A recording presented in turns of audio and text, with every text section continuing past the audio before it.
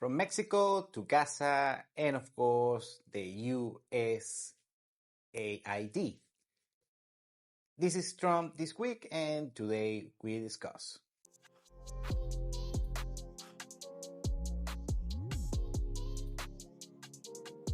Since the Trump administration just started, and we have been this is just the third week since Donald Trump has took office as the 47th president of the United States, and has been a roller coaster, and this is some exciting times for better or worse, and I'm not complaining, by the way, but it's very hard to keep up with everything going on around Donald Trump.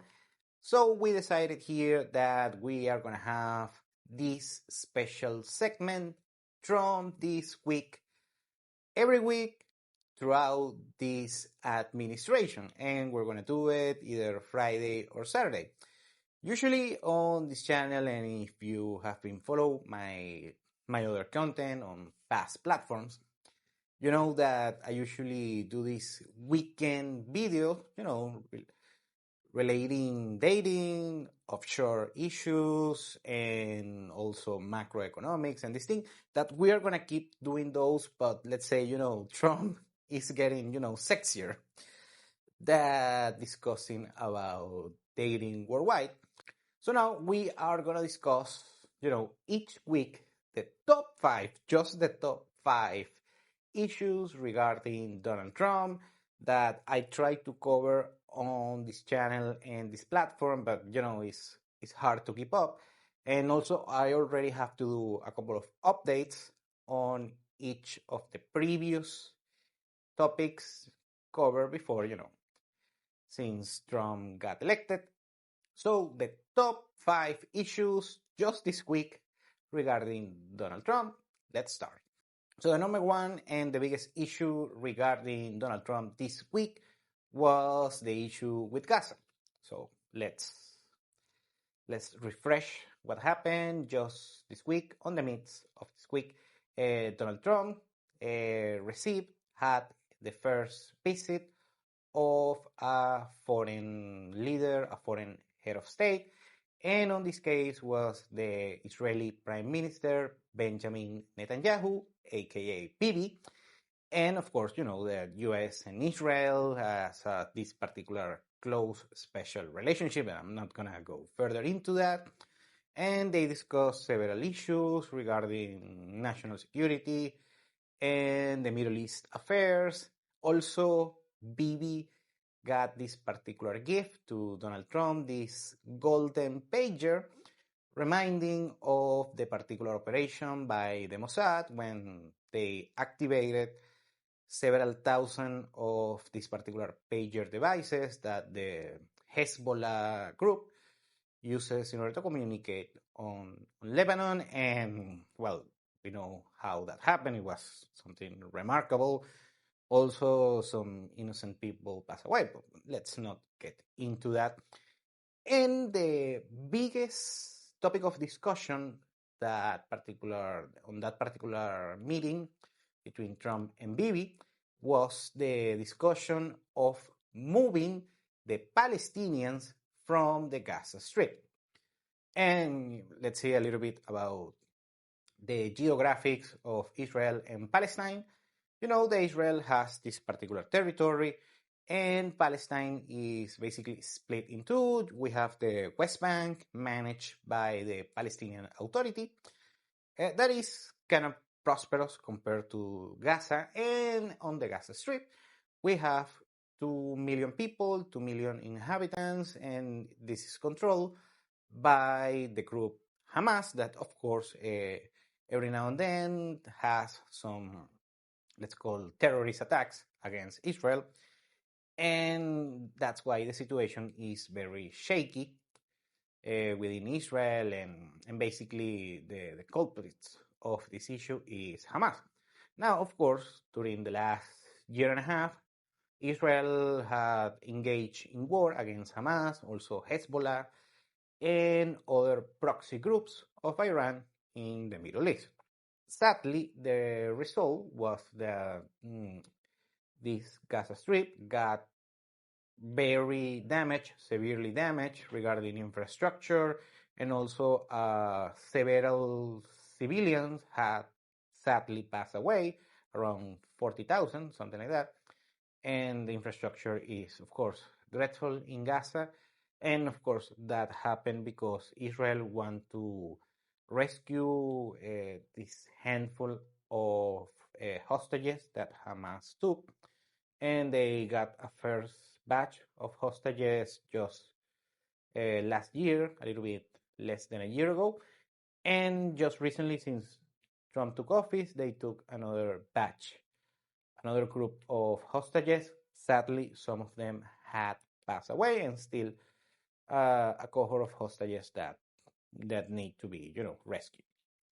Now, so in order to avoid this issue once again and other terrorist attacks and going back and forth, Trump proposed of basically removing the Palestinians on the Gaza Strip and just send them to other countries like Egypt, Jordan, and maybe the West Bank, and maybe a handful of other countries within the Middle East. Now, other thing discussed by Donald Trump himself is that talking about, this typical entrepreneurial spirit that Donald Trump has as a businessman, that he sees Gaza as this prime blue chip real estate piece, and he wants to maybe develop something, like a beach resort, things like that, doing maybe like a Mar-a-Lago or a Trump Tower in Gaza and make it, something, upscale real estate development over there. And of course, all of these issues, all of this discussion has turned, into a rampage amongst, well, of course, the international community, and even within the United States, that many people are not agreeing with this, let's say, controversial proposal by Donald Trump.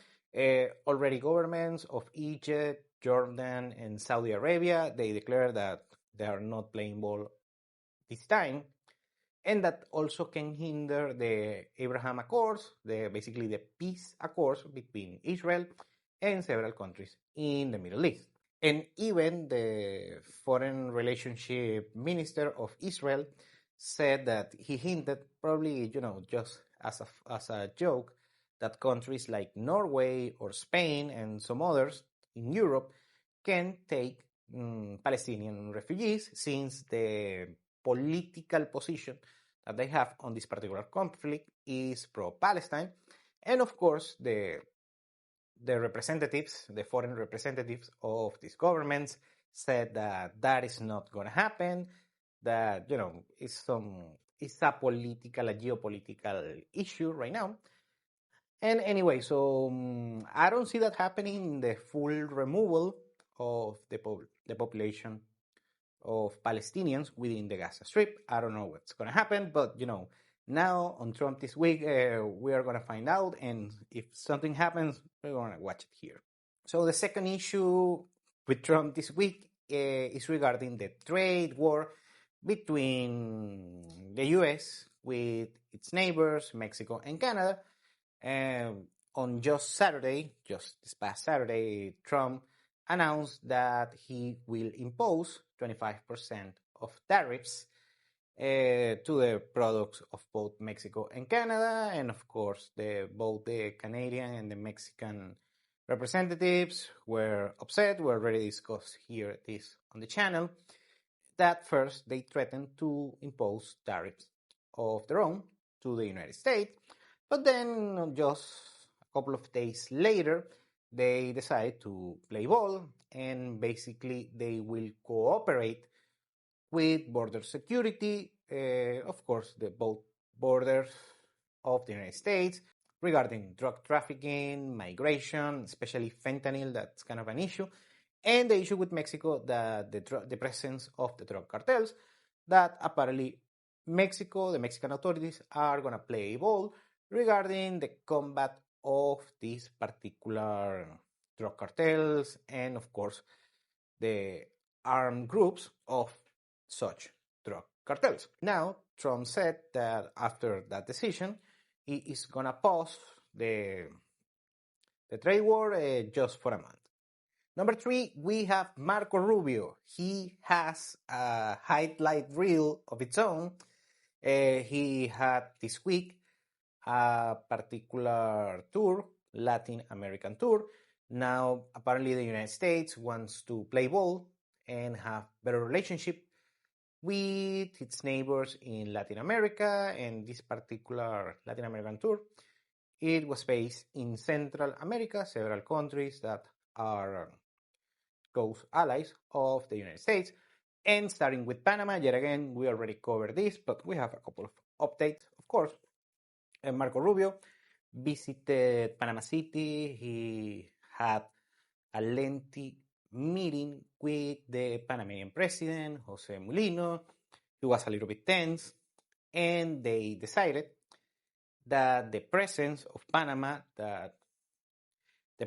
in Panama of Chinese authorities or Chinese companies, as you want to call it, is going to be reviewed. A company registered in Hong Kong has apparently shipping ports on both sides, close to the canal, both on the Atlantic and the Pacific. And that particular, let's say, presence of China, Hong Kong, as you want to call it, is going to be reviewed further.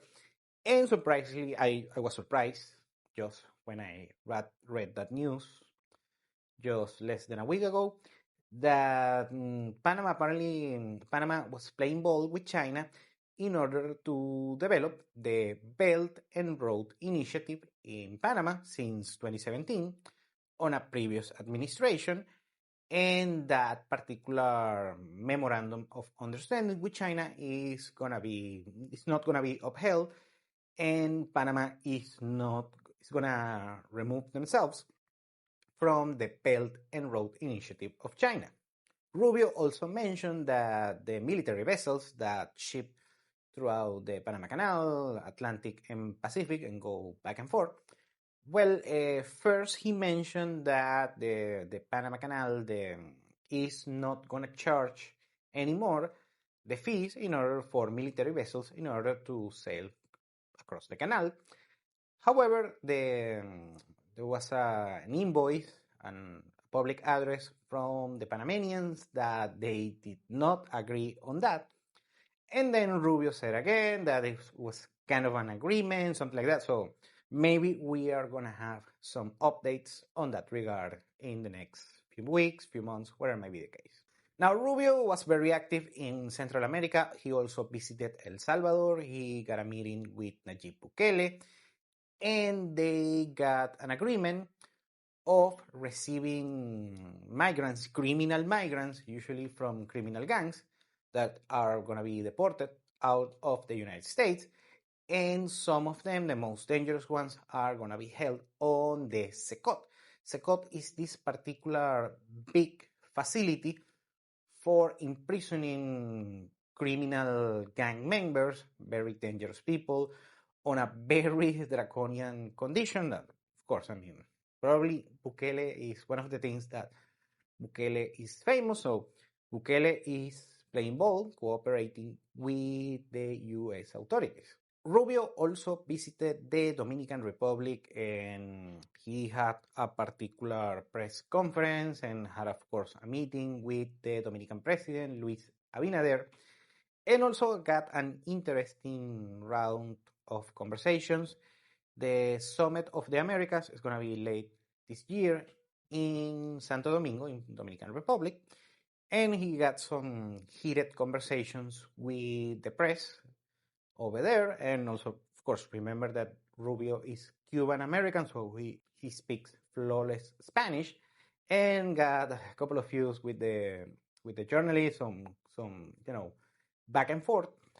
And he talked about the left-leaning regimes in Latin America. So he didn't held back and just went on a full rampage. And also he made official the cease of a particular aircraft belonging to the Venezuelan government. In order to round up this particular trip to Central America, Rubio also visited Guatemala and Costa Rica, and of course had a particular meeting with each of the presidents of those countries. Number 4 is the USAID, that is this particular agency of the US that is the main task of this agency is actually offer humanitarian aid to many countries all over the world, like poor countries in Africa or countries that are suffering natural disasters and so on. However, that is not exactly how the USAID works. I mean, at least not on my previous understanding. I thought it was just charity. And, well, yeah, that's not exactly the case. This particular agency has a budget around 50 billion US dollars, a little bit less of 1% of the entire US budget, public budget, and a lot of things that are funded with the funds of this particular agency, and basically political bias, let's say, endeavors. They were funded with the USAID, like left-leaning news channels and media, and also apparently some initiatives of transgender issues and LGBTQ things, like a theater play in Peru, or homosexual comic books, things like that. I mean, it was bizarre. This is according to the White House press secretary Caroline Leavitt, that she was saying this, and a bunch of crazy things were funded with USAID money, and of course, many people, especially regarding the Republicans, are outraged, and they should be. I'm not saying should not, and they are freezing basically foreign aid from the USAID for 90 days, except for Israel and I believe Egypt as well. For the rest, the USAID funds are going to be freeze and are going to be frozen, and they are not going to hand out any money further until everything is reviewed, and also the USAID is cutting around 90% of their payroll of their employees. That is the mandate after the work of Elon Musk. Remember that Elon has this particular agency called Doge that is the Department of Government Efficiency, and he is cleaning house. He's just cutting the budget and reducing spending and bureaucracy and that sort of things. And number 5 is migration. Well, of course, we know that that was one of the mandates of Donald Trump, and he has been very busy, very active. You have both the border czar, Tom Homan, very busy, and also the full-time cosplayer and also Secretary of Homeland Security, Kristi Noem, very busy as well. And, well, her cosplay outfits look awesome, but I don't know if on the rest she's doing an excellent job, but it is what it is. They have announced, the US authorities, that the first flights to Guantanamo, that now Guantanamo has habilitated, some areas in order to house illegal aliens, especially the criminal ones. Also, the new Attorney General, Pam Bondi, she was already approved by Congress. She is working already, and she is going to dismantle the legal structure of the sanctuary cities. And the sanctuary cities are those cities, usually democratic-leaning cities, usually big cities, that house a lot of migrants, undocumented migrants. And according to the law, apparently, the local police officers are not legally obliged to cooperate regarding migration, because they cannot ask randomly someone if it has a legal status or not. Let's say if looks like a Mexican or a Hindu or an Asian or whatever might be the case. Well, anyways, the main thing is that Pam Bondi is gonna create, the legal framework in order to attack these restrictions from sanctuary cities. And lastly, I'm gonna add, I read a study from India that apparently the migrants the migrants from India within the United States, that most of them are actually students on U.S. colleges. They are being harassed by the authorities, mostly from ICE, that we know that is the enforcement agency from Homeland Security, and they have been harassed. People that are already going to college and maybe have a part-time job within the US, they are being harassed selectively just because they look Indian, something like that. It was something that I watched on Hindu news, and just in order to complement this information. So there you have it, the top 5 of Trump this week. It's going to be a roller coaster. It's going to be a heck of a ride on the next 4 years. And weekly, we are going to have the top 5 issues regarding Trump on this particular week. Thank you for watching Continental Insider. Please like, share, and subscribe. Follow us on social media. And if you want to work with us, continentalinsider.com. Thanks again, and have a nice day.